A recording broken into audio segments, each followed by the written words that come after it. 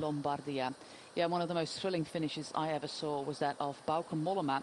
And I watched it at the airport in Marseille, coming back from a bike holiday. And yeah, holding my phone, watching the French rider. And with 1:26, it's our Greece rider, Polychronis Tsortsakis. So they just attacked from the peloton, or dropped from the peloton. But I think they attacked from the peloton. This looks like what you were kind of talking about. The rider at the back there is only 10 seconds off the general classification. You know, with the gap coming down 43 seconds, possibly thinking of the bonus sprints, maybe at the outmost, you know, trying to kind of stay away from the, you know, the finish in the last kind of 30 kilometres. It's going to be a big ask, because looking at the peloton, it's only kind of two teams or two riders that are controlling it all day. The sprinters teams have kind of sat back, but I think they'll start to get a little bit interested now that we're starting to see these attacks. And it just goes to show you that the peloton are not really riding that hard. I know it's flat, fast roads here in Langkawi. I've done this race a few times now and been out in this part of the world, especially here kind of round about Langkawi. But yeah, it's broken down quite considerably. Even in the breakaway here, Jose, it looks as if there's a few people starting to kind of sandbag a little bit, and you know, try and kind of save that. And when that happens, the breakaway breaks down a little bit, and the stronger riders try and get rid of the riders that aren't contributing as much as they are. Yeah, this is our man who attacked from the breakaway, Giulio Massotto of Corratec Italia. Completely destroying the cooperation there in the breakaway. What way do you go? Attack on the right-hand side and get rid.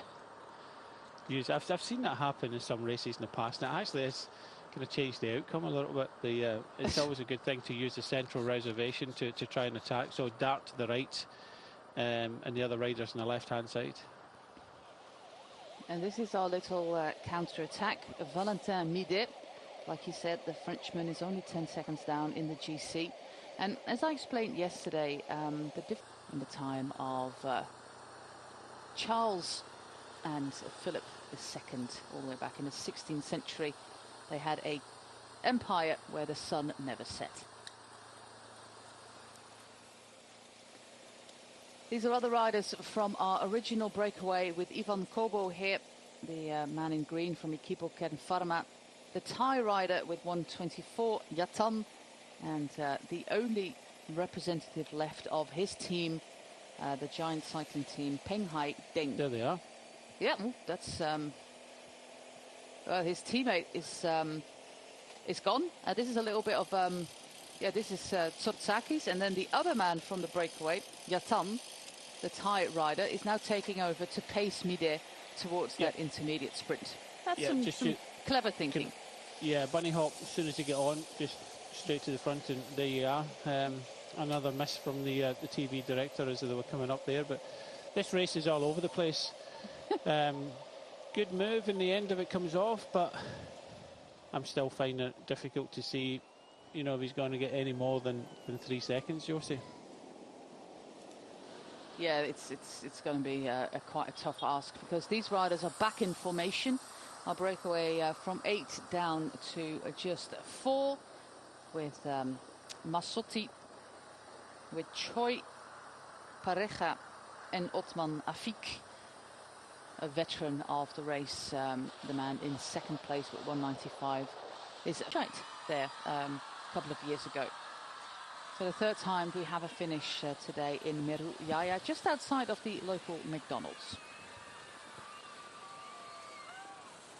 in front of the sports park there in Meru Jaya, Raya, I should say. 21 kilometers to go. There is the sign for 20k, I assume. Yeah, there it is. Confirmation of our sprint. 181 is Dongyok Choi. It's not the name we have on our screen there. Mohamed Afik Otman picking up 2.2 seconds, and Nicole Pareja, the man here in last position for 7:11 from the Philippines, picking up 1 second, 1 point. It looks as if our man from France is not going to join this group of 4 after his his concerted effort together with his teammates to get some bonus seconds. Looks like he gave up. Well, he's, you know, the way that these guys are riding, it's going to be very difficult. I believe in the past, I know that ASO organised Étape du Tour, but there are also étapes in different parts of the world. So I believe that he won the étape in this part of the world in the past, finished third. So if he started as a, you know, a tap rider, mass participation rider, he's done well.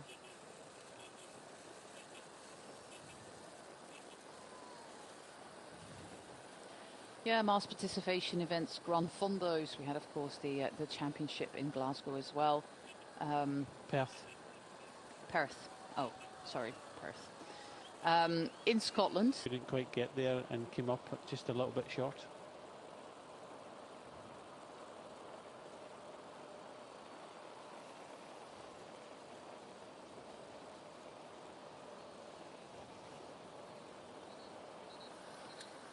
Back with our leaders. The attack was actually initiated by the man currently leading this group, Giulio Massotto, a 24-year-old Italian for the Corratec Selle Italia team. He attacked from the breakaway about 15 kilometers ago. You know, this gap is coming down. This stripped the time gap up. Just to say that comes up still 1:35, 15 kilometers to go now. If this is the case, then on these kind of fast roads into town, it's going to need a concerted effort to bring these riders back.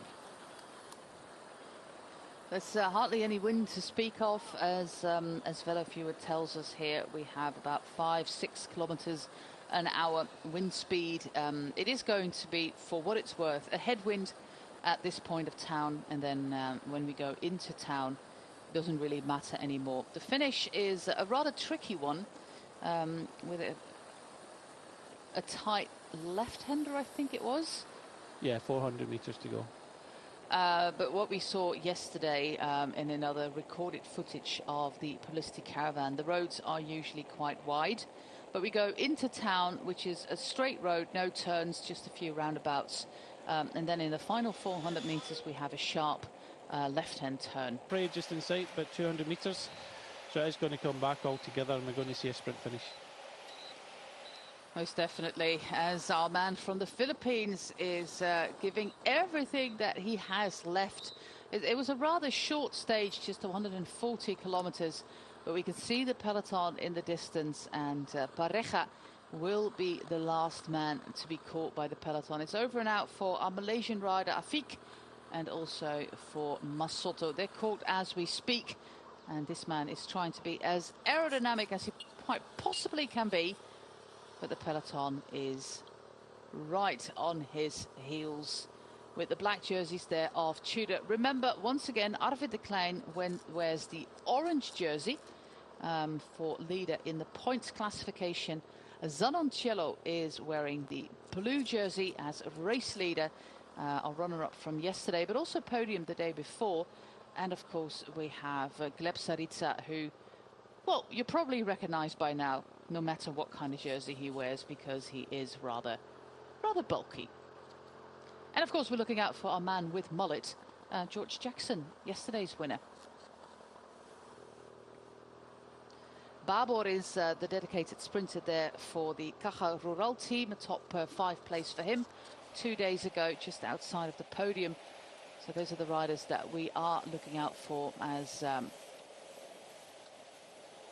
the peloton is complete and on its way to the finish. A lot of riders there for Human Powered Health. Forgot to mention Sascha Weemaes, the Belgian rider. Yesterday we had Gijs van Hoeken, who survived in that first group and went for the sprint. But today it will be for Sascha Weemaes again.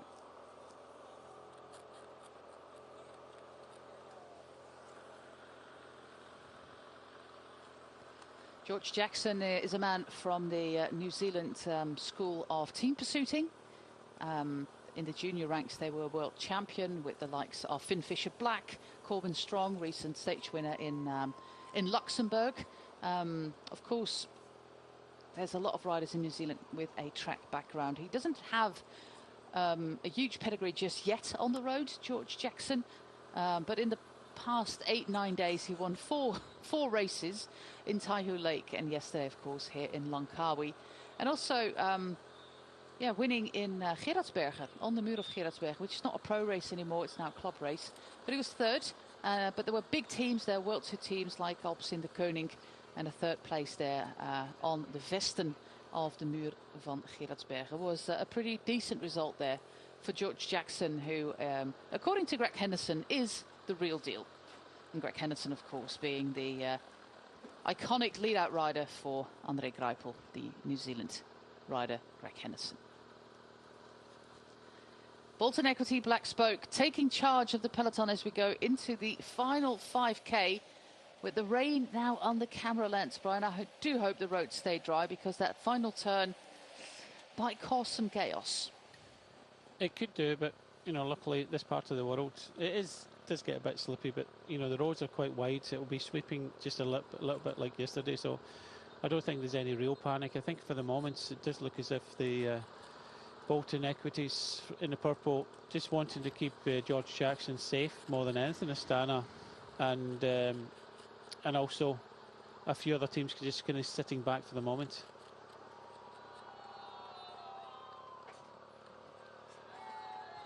We haven't seen Sanoncello all that much, the rider of Bardiani. Second place, a third place and a fifth place. Very consistent sprinting there by Zanoncello, our race leader in the blue. We do know that Bolton Equities are hugely confident in George Jackson. We have Human Powered Health moving to the front there with their sprinter Sascha Weemas. But this is all about staying in position. But that final turn at 400 meters, Brian, is going to be crucial for today's stage. I think so. I don't think it's about hitting that at the front. I think, you know, you're still 400 meters is a long way. If you've got one or two riders, one would be pretty much perfect in this world, because these chaotic sprints, very difficult to get two riders helping you at the finish, because, you know, there's a lot of switching left and right. If you heard from Weemas at the start in the stage one, he was just hoping that the sprint finish was, you know, all the riders kept their line and never kind of dive left and right. Well, that's the case of sprinting, especially in these sprints. It can be rather chaotic. So with 3 kilometres to go, there's a few teams just kind of sitting back. Bolton Equities in the purple, the team that have kind of taken on the last kind of 2 or 3 kilometres. But, you know, if you're in that kind of washing machine effect, it's very difficult to stay together. Tudor Pro Cycling starting to come up with Simon Pilot in the white, bringing the team up. So I would think from about 2 kilometres, it's pretty much a straight run in until that corner. So I think just sit back and come up at the right time. It's about timing for that kind of lead out is going to be crucial, as much as that kind of corner at the end. Also moving up in the red are the team of Ukyo, the Japanese team with their Dutch sprinter Raymond Kreder. Astana, they have to get their act together a little bit better. So I don't see any riders from Astana at the front. We have the other blue teams, but there's one rider there for Astana. I think it's Syriza already on the wheel there, or trying to be on the wheel there of... He's doing it himself, isn't he? Of Arvid de Klein. Yeah, there's nobody helping him out there. He's trying to be on the wheel of Arvid de Klein. De Klein in that orange jersey, because, yeah, everybody tries to get to that wheel. Absolute fantastic job so far for the Bolton Equities Black Spoke team. In third position, we have our mullet man, George Jackson. Carlos Canal is there as well. Simon Pilot doing a fantastic job moving to the front, but the rest of the Tudor team is missing out on the action. They stay together there. Fantastic formation. 4 riders of Tudor, 2 in front of Arvid de Klein, 1 at the back to make sure that nobody gets onto the wheel of the Dutch sprinter. So far, so good there for the Tudor Pro Cycling team for a second stage win. But Syriza, of course, he is a fast man. It's a completely flat sprint as we move towards the final kilometre of this rather short stage of 140.2 kilometres into the town of Miru Jaya. It's the third time we're here. Last time was was last year, actually, when the stage win went to Peluki. This is a great shot. Everybody has to move to the left there. And is that already that final turn, Brian? Yep. It can't Yep. be. It is the final turn. Yep. It is indeed the final turn. So we're already inside the final kilometre of this race. It happened fast today. We have Babor there for the Caja Rural. Gijs van Hoeken is the man of human-powered health. We're looking out for the man in the orange jersey. George Jackson is going to sprint. Sononcello is in the blue. Through the middle, it's Babor of the Caja Rural team. We have Arvid de Klein, and it looks like Babor of the man with moustache is going for it. It's a win for Caja Rural, with Daniel Babor, who wins the stage. That was an unexpected outcome. Yeah, I thought a lot of the other kind of sprinters got kind of swamped here, just coming into that kind of left-hand corner. If you see it again, very difficult from those kind of camera angles, but it did look as if into that corner, Babor for Caja Rural had a good lead out, and you know he had a clear run at that. I think any of these sprints you have to have a clear run at them, and you know they are rather kind of chaotic. You could see that Syriza was out, he was about 10th going into that corner. A few others with just the traffic in front of them. It's such a chaotic sprints in the Tour de Langkawi, and nice to see another kind of fresh-faced winner, you know, winning the stage. It keeps us guessing. Yeah, it's a man with another distinctive feature, a man with a pretty impressive moustache, and I think it was actually Babor. He is a 3-time stage winner in the Tour of Romania, and this year he won a stage in La Grandissima, the Tour of Portugal. And it was a rider of Bolton Equities in second place. It might actually have been George Jackson. It was so chaotic that we'll have to see it again. But if it was, Jackson is our new race leader. Yeah, we'll wait for confirmation on that. But yeah, nice ride from Daniel Babor of Caja Rural, getting that win. And you could see that all his teammates, hands in the air. They worked. They were at the front working today, so they really believed in him. But he finished it off, and you know it's just so chaotic. But I think we're going to see the kind of running again. Very difficult kind of camera angles because the statics at the finish were, I think, on the wrong side of the road. They were on the right-hand side of the road instead of the left. Very difficult, but we're going to see the run into the finish here. And look, Caja Rural at the front, Babor in second. Perfect lead out. Syriza is in the light blue as well. Coming into that final corner, you can see a lot of riders just out of sorts. Babor, he was just waiting to go. Looked around. It is Jackson. Opened up. This way they disappeared here. Sononcello up there, the race leader, trying to get the seconds as well. So Jackson taking second or third, but he was definitely there. Yeah, he's definitely there taking the race lead, but